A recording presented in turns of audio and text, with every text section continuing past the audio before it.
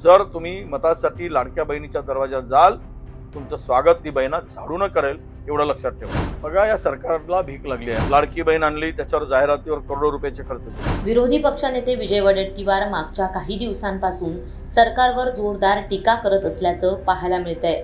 कालच वडेट्टीवार यांनी अमित शहा यांच्या वक्तव्यावरून जोरदार पलटवार केला होता। 2029 मध्ये अमित शहा दिल्लीत पण नसतील, सध्या ते स्वतः कुबड्या घेऊन सत्तेत आहेत। घोटाळे करणारे हे सरकार आहे, महाराष्ट्राला हे सरकार नकोय। कॅबिनेटमध्ये सरकार दिवाळखोरी करत असल्याची नोंद आहे, त्यामुळे आगामी काळात सत्ता तर दूर यांना राज्यात फिरणंही अवघड होईल, असा टोला विरोधी पक्षनेते विजय वडेट्टीवार यांनी सरकारला लगावलाय। भाजप दुतोंडी साप आहे, जिकडे भक्ष्य मिळेल तिकडे ते जातात, वापर झाला की फेकून देतात, असे आरोपही त्यांनी केले होते। आता पुन्हा एकदा विजय वडेट्टीवार यांनी सरकारवर टीका केली आहे। ते काय म्हणाले ते पाहूया। बघा, या सरकारला भीक लागली आहे। महाराष्ट्राची तिजोरी या लुटारूंनी आणि लुटारूच्या टोळक्यांनी साफ केलेली आहे। महाराष्ट्र उद्ध्वस्त केला आहे। लाडकी बहीण आणली, त्याच्यावर जाहिरातीवर करोडो रुपयाचे खर्च केले। हे सगळं पाहता आता तिजोरीत पैसे नाही, योजनांच्या सगळे कट लावण्याचं काम सुरू झालं आहे। आज मला फोन आला की आमच्या श्रावणबाळचे पैसे मागचे 3 महिने झाले मिळत नाही।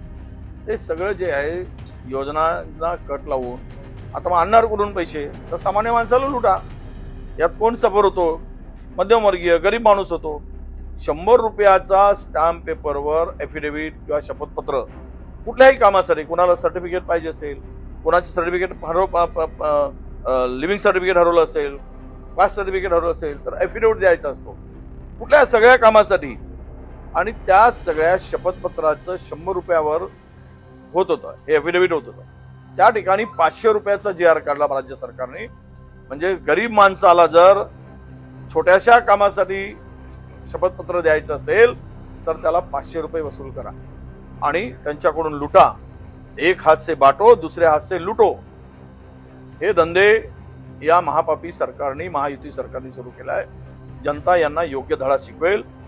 महागाई वाढवली, इलेक्ट्रिकचे बिल वाढवलेत 33%। आता खाण्याच्या तेलाचे दर वाढवलेत, सोयाबीनला भाव नाही, आणि वरून 100 रुपयाचा स्टॅम्प पेपर 500 वर केलाय। जर तुम्ही मतासाठी लाडक्या बहिणीच्या दरवाजात जाल, तुमचं स्वागत ती बहिणा झाडून करेल, एवढं लक्षात ठेवा। आता अवघ्या काही दिवसांवर निवडणुका येऊन ठेपल्यात, त्यामुळे विरोधी पक्षनेते वडेट्टीवार यांनी सरकारवर टीकेची झोड अधिक तीव्र केल्याचं पाहायला मिळतंय।